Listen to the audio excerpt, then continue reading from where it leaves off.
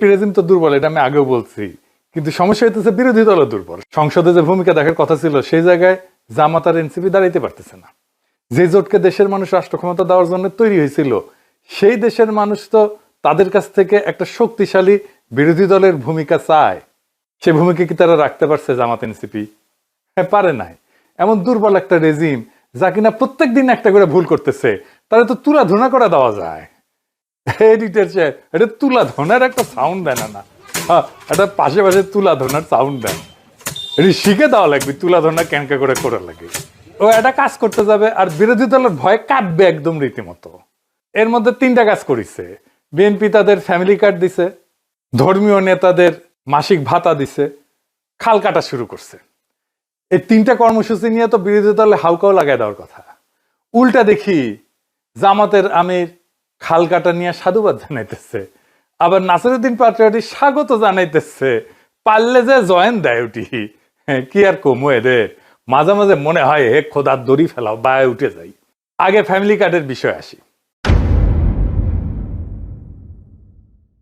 BNP তো সংবিধান মেনে রাষ্ট্র চালাবি, তাই না? এটা কইছে একেবারে, শুনেন। আমরা সংবিধান মেনেই এই পর্যন্ত এসেছি এবং সংবিধান মেনে চলবো। সামনের দিনগুলোতে আমরা সাংবিধানিকভাবে এই রাষ্ট্রকে এগিয়ে নিয়ে যাব। দেখেছেন, সংবিধানের দোহাই তো কাওয়াও দিত, মানে কাওয়া কাদের, কাওয়া কাওয়া কাদের।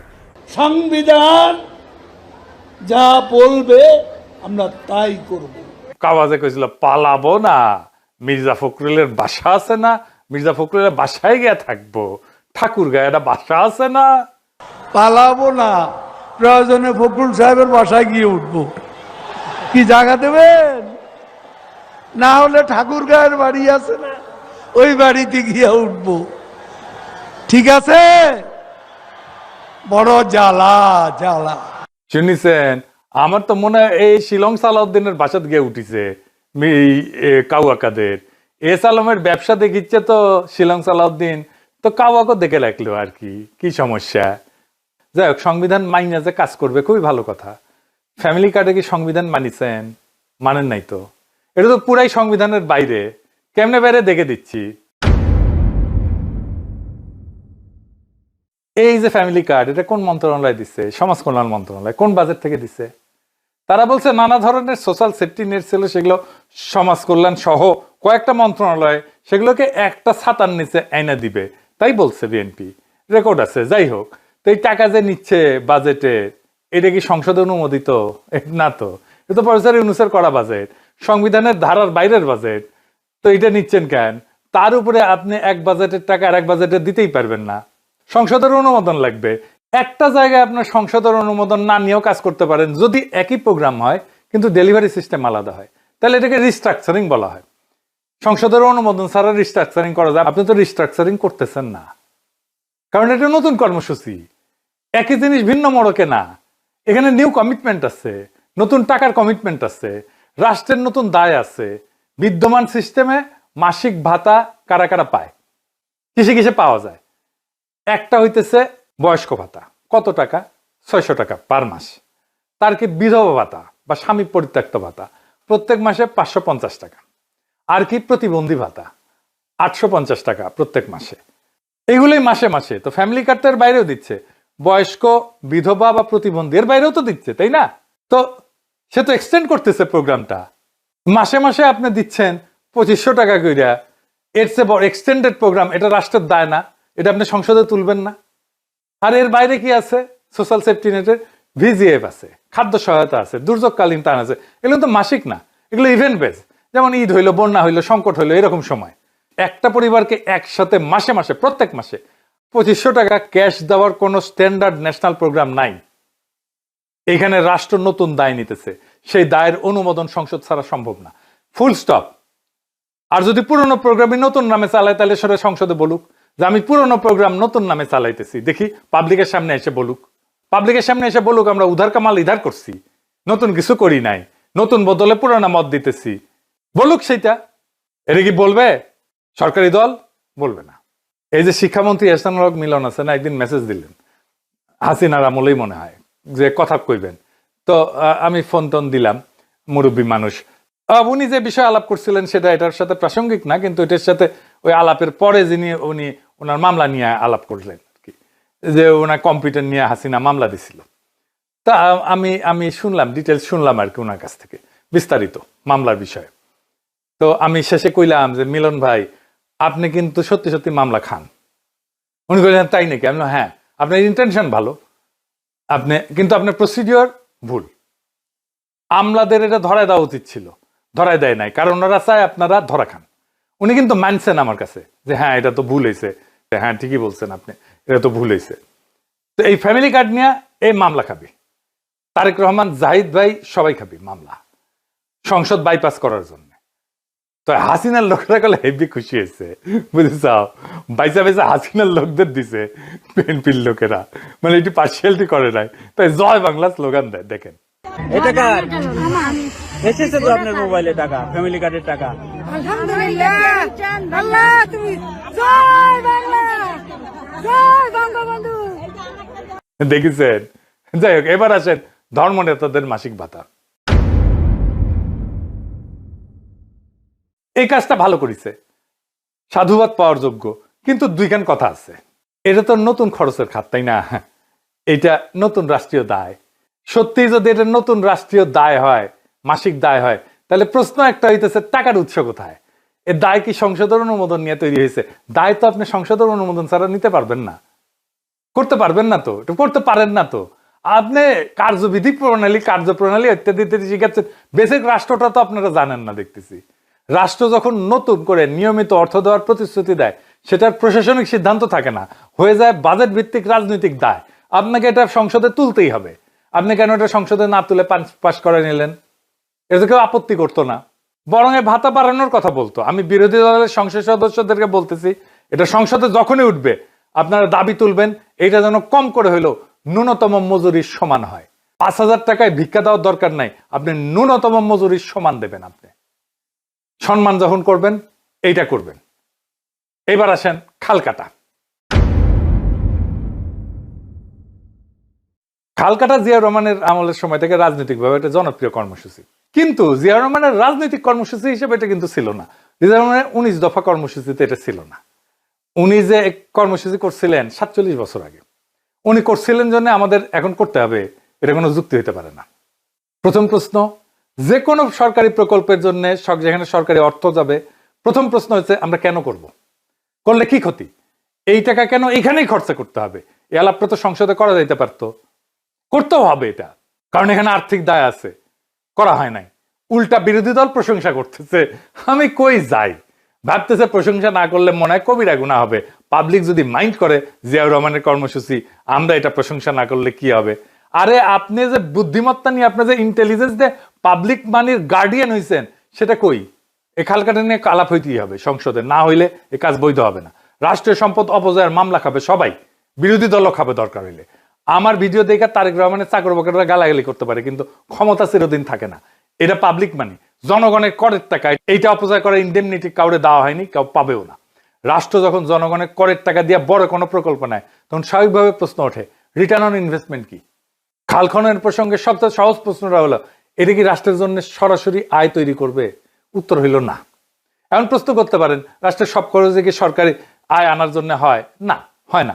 যেমন রাষ্ট্র রাস্তা বানায়, স্কুল বানায়, হাসপাতাল বানায়, এসব থেকে তো সরাসরি টাকা আসে না, কিন্তু এগুলো অর্থনীতির উৎপাদনশীলতা বাড়ায়, মানুষের সময় বাঁচায়, স্বাস্থ্য উন্নত করে, বাজারকে গতিশীল করে, অর্থাৎ এগুলো ইনডাইরেক্ট রিটার্ন তৈরি করে। তাহলে যদি বলি খাল খনন কি বাংলাদেশের অর্থনীতির ইনডাইরেক্ট রিটার্ন তৈরি করবে, অর্থনীতির উৎপাদনশীলতা বাড়াবে? এটা কি কৃষি, পরিবহন বা বন্যা নিয়ন্ত্রণে বাস্তব পরিমাপযোগ্য কোনো উন্নতি আনবে? আসেন আমরা এই উত্তরটা খুঁজে দেখি। খাল খনন যদি একটা কার্যকর সেচ ব্যবস্থার অংশ হইতো, যেখানে নির্ভরযোগ্যভাবে নদীর পানি কৃষি জমিতে পৌঁছাইতো, তাহলে সেটা কৃষি উৎপাদন বাড়াইতো, তখন বলা যেত এটা একটা ইনভেস্টমেন্ট। যদি খাল খনন এমন ভাবে করা হয় যাতে শহর বা গ্রামে জলাবদ্ধতা কমে, বন্যার ক্ষতি কমে, তাহলে এটা অর্থনৈতিকভাবে যুক্তিযুক্ত হতো। কিন্তু বাস্তবে কি হইতেছে? এরা না সরকারি আয় আনতেছে, না পরোক্ষভাবে উৎপাদনশীলতা বাড়াইতেছে, বরং এখানে আর একটা গুরুত্বপূর্ণ অর্থনৈতিক ধারণা আসে, অপরচুনিটি কস্ট। মানে একটা রাষ্ট্র যখন হাজার হাজার কোটি টাকা খাল খননে ব্যয় করবে, তখন সেই টাকা অন্য কোথাও খরচ করা যায় কিনা, অন্য কোথাও খরচ করলে বেশি বেনিফিট আসে কিনা, সেটা তো দেখতে হবে। প্রশ্ন হইল, এই টাকা কি কোনো বড় রিজার্ভার নির্মাণে ব্যবহার করা যেত না? যেখানে পানি ধরে রাখা যেত। এই টাকাটা কি নদী ব্যবস্থাপনায় ব্যবহার করা যেত না, ড্রেনেজ সিস্টেমে ব্যবহার করা যেত না, বা আধুনিক সেচ প্রযুক্তিতে বিনিয়োগ করা যেত না? যদি সেই বিকল্পগুলো বেশি কার্যকর হইতো, তাহলে খাল খনন শুধু অকার্যকরী না, বরং একটা অপচয়মূলক সিদ্ধান্ত হইয়া দাঁড়ায়। আরো বড় সমস্যা হইলো, এই ধরনের প্রকল্প রাজনৈতিকভাবে খুব দেখানো যায়, ছবি টবি তোলা যায়, মাটি কাটা যায়, ঘোষণা দেওয়া যায়, তারপরে ছবি তুলে বলা যায় তারেক জিয়া না আরেক জিয়া, জিয়াউর রহমানের ছবির সাথে পাশাপাশি তারেক রহমানের ছবি বসে কাল্ট ফিগার তৈরি করা যায়, কিন্তু এটার দীর্ঘমেয়াদী কার্যকারিতা যাচাই করা হয় না। ফলে খাল খনন একটা অর্থনৈতিক প্রকল্প না হইয়া ধীরে ধীরে একটা রাজনৈতিক প্রদর্শনীতে পরিণত হয়। খাল কাটাকে যদি সত্যিকার উৎপাদনশীল কাজে পরিণত করতে হয়, তবে আমাদের আগে জানতে হবে খাল আসলে কেন কাটা হয়। পৃথিবীতে খালের সাধারণত তিনটা প্রধান ব্যবহার আছে। প্রথমত বাণিজ্যিক নৌপথ হিসেবে খাল, সুয়েজ খাল, পানামা খাল আছে না, এগুলো ক্লাসিক উদাহরণ। এই খালগুলো দিয়ে আন্তর্জাতিক জাহাজ চলাচল করে এবং প্রত্যেকটা জাহাজ টোল দেয়। এর ফলে রাষ্ট্রের জন্য বিশাল রাজস্ব আসে। বাংলাদেশের খাল সেই ধরনের তো না। দ্বিতীয়, খাল হইতে পারে স্থানীয় জলপথ পরিবহনের মাধ্যম, কিন্তু আধুনিক বাংলাদেশে, এই সময়ের বাংলাদেশে অর্থনীতি মূলত সড়ক ভিত্তিক। দাঁড় টানা ছোট নৌকা বা নৌযানের উপর নির্ভরশীল পরিবহন আর দেশের অর্থনীতির প্রধান ভিত্তি না। 3 নাম্বার, এই ব্যাপারটা সবচেয়ে গুরুত্বপূর্ণ, কৃষির জন্য সেচ ব্যবস্থা। পৃথিবীর বহু দেশে নদীর পানি খাল দিয়ে কৃষি জমিতে পৌঁছে দেওয়া হয়, কিন্তু একটা কার্যকর সেচ নেটওয়ার্ক তৈরি করা একটা অত্যন্ত জটিল টেকনিক্যাল ইঞ্জিনিয়ারিং কাজ। এটা কেবল কোদাল দিয়ে মাটি কাটার বিষয় না। একটা সেচের নেটওয়ার্ক ডিজাইন করতে হলে প্রয়োজন কোথায় কত সারফেস ওয়াটার আছে, সারফেসে কত পানি আছে, তার ডেটা দরকার। পুরো এলাকার কন্ট্যুর ম্যাপ দরকার, মানে ভূপ্রকৃতির মানচিত্র। এটা এমন একটা ম্যাপ যেখানে বোঝা যায় কোথায় জমি উঁচু, কোথাও নিচু, পানি কোন দিকে স্বাভাবিকভাবে যাবে, এইটা সব দেখায় দেন একটা কন্ট্যুর ম্যাপের ছবি। পানির প্রাকৃতিক প্রবাহের দিক কোন দিকে, কোথায় গ্র্যাভিটি পানি নিয়ে যাবে আর কোথায় পাম্পিং স্টেশন লাগবে, এই ধরনের তথ্য ছাড়া আন্দাজে খাল কেটে দিলে সেটা কার্যকর সেচ ব্যবস্থায় পরিণত হয় না। বলা হইতেছে বর্ষায় পানি ভরবে আর শুষ্ক মৌসুমে পানি ধরে রাখবে। যদি খালের ঢাল নদীর দিকে হয়, তাহলে বর্ষায় পানি আসবে আর বর্ষা চলে গেলে পানি নামবে। বাংলাদেশের বাস্তবতায় কৃষকেরা মূলত ভূগর্ভস্থ পানি ব্যবহার করে ডিজেল বা বৈদ্যুতিক পাম্পের মাধ্যমে সেচ দেয়, অর্থাৎ কৃষি সেচের প্রধান উৎস এখনো গ্রাউন্ড ওয়াটার। খালের আর একটা সম্ভাব্য ব্যবহার হলো ড্রেনেজ, অর্থাৎ জলাবদ্ধতা দূর করা। কিন্তু এটা একটা জটিল পরিকল্পনার বিষয়। পানি কোথায় দিয়ে যাবে, কোথায় দিয়ে পড়বে, শেষ পর্যন্ত কোন নদী বা জলাধারে যে সংরক্ষিত হবে, এই সমস্ত পরিকল্পনা ছাড়া খাল খনন করে জলাবদ্ধতার সমাধান হয় না। দুনিয়া অবশ্য সফল ক্যানাল সিস্টেম আছে। মিশরের নীল নদকে কেন্দ্র করে 1000 বছরের সেচ ব্যবস্থা তৈরি হয়েছে। সিন্ধু নদকে ইয়ে করে 5000 বছর আগে সিন্ধু নদকে কেন্দ্র করে সেচ ব্যবস্থা তৈরি হয়েছিল। আধুনিক যুগে president Gamal Abdel Nasser Aswan High Dam নির্মাণ করে এবং এর ফলে বিশাল লেক নাসের রিজার্ভার তৈরি হয়। এই বাঁধের ফলে নীল নদের বার্ষিক বন্যা কার্যত নিয়ন্ত্রণে আসে এবং সারা বছর কৃষিতে পানি সরবরাহ করা সম্ভব হয়।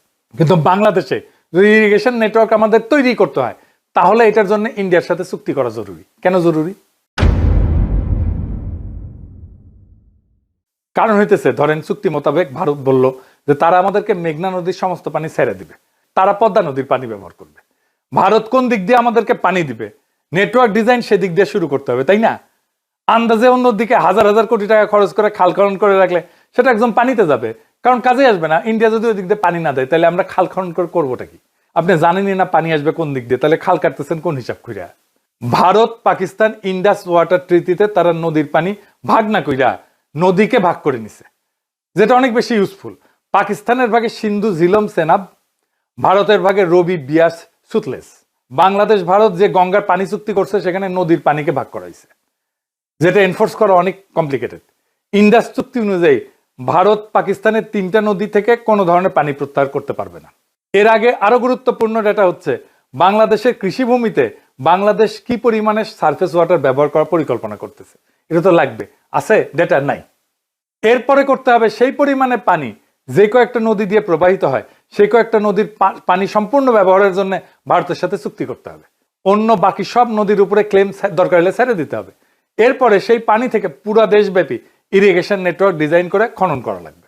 এটা চুক্তি করা অনেক কঠিন হবে, কারণ ভারতের আভ্যন্তরীণ রাজ্যগুলোর ডোমেস্টিক পলিটিক্স যুক্ত আছে।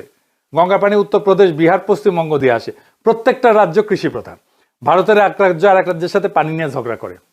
এইখানে পানির চুক্তি করাটা খুবই ডিফিকাল্ট। এছাড়া আর একটা গুরুত্বপূর্ণ এলিমেন্ট আছে, বিশাল আকারে পানির রিজার্ভার নির্মাণ করা। নদীর পানি প্রাকৃতিক নিয়মে প্রবাহিত হয়, সেটা যখন অতিরিক্ত ফ্লো করে সেটাকে স্টোর করে রাখার জন্য জলাধার লাগে, যাতে শুষ্ক মৌসুমে সেটার সাথে কানেক্টেড খাল দিয়া পানিকে ব্যবহার করা যায়। পাকিস্তান এই জন্য ইন্ডাস ট্রিটির পর 3টা বিশাল আকারের রিজার্ভার তৈরি করছিল। একটার নাম হচ্ছে তারবেলা, একটার নাম হচ্ছে মাংলা, একটার নাম হচ্ছে চাশমা। এই রিজার্ভারগুলো মিলায় প্রায় 13 মিলিয়ন একর ফুট পানি সংরক্ষণ করা যায়। মানে 130 লাখ একর জমিকে 1 ফুট পানির নিচে তলায় রাখা যায়। এই বিশাল পানির ভান্ডার থাকার কারণেই পাকিস্তানের সেচ নেটওয়ার্ক কার্যকরভাবে কাজ করে। অর্থাৎ পাকিস্তানের জাস্ট এই 3টা রিজার্ভারের যে পানি, সেটা দিয়ে সমগ্র বাংলাদেশের কৃষি জমির 2 গুণ পরিমাণকে ধান চাষের পানির ব্যবস্থা করা যাবে। ধান চাষের জন্য কি লাগে জানেন তো? একটা জমিকে 4 ইঞ্চি পানির নিচে তলায় রাখা লাগে, মানে 13 মিলিয়ন একর ফুট, মানে আমাদের কৃষি জমি, তার সাথে 4 ইঞ্চি পানি। এইটাই হইতেছে আমাদের রিজার্ভারের ক্যাপাসিটি লাগবে। বাংলাদেশে বন্যার সময় অতিরিক্ত পানিকে স্টোর করার কোনো রিজার্ভার নেই, সেই জন্যই পানি ওভারফ্লো করে জনপদকে প্লাবিত করে। আমেরিকাতে বিভিন্ন ব্যবহৃত মাইন বা কোয়ারিকে সমস্ত পাথর বা র ম্যাটেরিয়াল উত্তোলন করার পর সেটাকে ওয়াটার স্টোরেজ বা রিজার্ভার হিসেবে ব্যবহার করা হয়, এবং অসংখ্য গভীর রিজার্ভার আছে আমেরিকাতে। বাংলাদেশের বন্যা সমস্যার সমাধান হচ্ছে রিজার্ভার নির্মাণ করা, আর সেসবকে নদীর সাথে কানেক্ট করে দেওয়া, যাতে বন্যার সময় পানি ওভারফ্লো না করে কানেক্টেড ক্যানাল দিয়ে যায়, সেই সমস্ত বিশাল রিজার্ভারে যায় পড়ে। এটার জন্য হাজার হাজার হেভি ইকুইপমেন্ট লাগবে। কোদাল ঝুড়ি এটা পুরো প্রহসন। খাল কেটে বন্যা সমস্যার সমাধান করা যাবে না, এটা হাস্যকর যদি রিজার্ভার না বানানো যায়। বিএনপি প্রোগ্রামে কোথাও রিজার্ভারের কথা উল্লেখ নাই। কি পরিমাণে পানি সারা দেশে বন্যার সময় ওভারফ্লো হয় সেটারও ডেটা নাই, পুরো আন্দাজে কোদাল চালাইতেছে। বিএনপির ইস্তাহারে লিখছে টেকসই এবং কার্যকর কর্মকৌশল, প্রাতিষ্ঠানিক সক্ষমতা বৃদ্ধি, কার্যকর ব্যবস্থা, এসবের কোনো মানে আছে? হুদাই সমস্ত কথাবার্তা। এদের এই হচ্ছে বন্যা আর খরা প্রতিরোধের জন্য সমাধান হচ্ছে খাল কাটা। হেমর খোদা, বন্যা আর খরা সম্পূর্ণ বিপরীত 2টা প্রাকৃতিক ঘটনা। 2টার সমাধানে একটা কাজ হয় কিভাবে? এক প্যারাসিটামল দিয়ে যক্ষা, কাশি, ডায়রিয়া, আমাশা, ডেঙ্গু, হার্ট অ্যাটাক সব রোগের চিকিৎসার কথা বলতেছে। তাইলে বলেন এটা খাল কেটে কি উপকার হবে? শফিক রহমান জিয়াউর রহমানকে আয়াতুল্লাহ খালকাটি উপাধি দিছিল, কলাম লেখা যায় দিনে। মজার ব্যাপার হইতেছে এই খালকাটা কিন্তু শুধু জিয়ার কর্মসূচি ছিল না, সিপিবিরও কর্মসূচি ছিল। সিপিবি মহা উৎসাহে যাইতো সেই কর্মসূচি পালন করতে।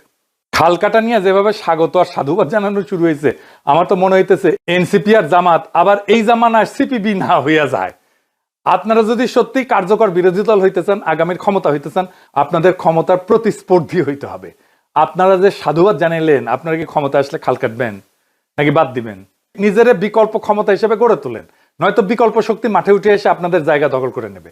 2024-এ হঠাৎ যেমন ছাত্ররা জায়গা উঠছিল, ঠিক তেমনি বিরোধী দল মানে শুধু সংসদে বসে থাকা না। বিরোধী দল মানে প্রত্যেকটা সিদ্ধান্তকে প্রশ্ন করা, প্রত্যেকটা খরচের হিসাব চাওয়া, প্রত্যেকটা ভুলকে সামনে আনা। সরকার দুর্বল হইলে বিরোধী দল শক্তিশালী হয়, এটাই তো রাজনীতির নিয়ম। কিন্তু এখানে উল্টা চিত্র, সরকার ভুল করতেছে আর বিরোধী দল সাধুবাদ দিচ্ছে। এই জায়গায় যদি বিরোধী দল তাড়াইতে না পারে, তাহলে তারা এখানে কি করতেছে? রাজনীতি তো কোনো নৈতিক পরীক্ষার খাতা না, এটা ক্ষমতার খেলা। এখানে জায়গা খালি থাকলে সেটা ফাঁকা থাকে না। আপনি যদি শক্তিশালী বিরোধী দল না হন, তাহলে নতুন শক্তি আসবে, যেভাবে 2024 সালে হঠাৎ করে ছাত্ররা উঠে দাঁড়াইছিল। রাজনীতি ঠিক সেভাবেই শূন্যস্থান পূরণ করে। জনগণ শুধু সরকারি দলের উপরে ক্ষুব্ধ হয় না, বিরোধী দলের উপরে ক্ষুব্ধ হয়। হাসিনা আমলে বিএনপির উপরে ক্ষুব্ধ হয়ে ছাত্রদের নেতা মানিছিল জনগণ। তারা আপনাদের উপরে বিরক্ত হইলে সামনে আর একটা নতুন বিকল্প আসার অপেক্ষা করবেই জনগণ। কারণ ইতিহাস একটা জিনিসই বারবার দেখায়, ক্ষমতা কখনোই অপেক্ষা করে না, আর জনতা কখনোই শূন্যতা পছন্দ করে না। ইনকিলাব জিন্দাবাদ।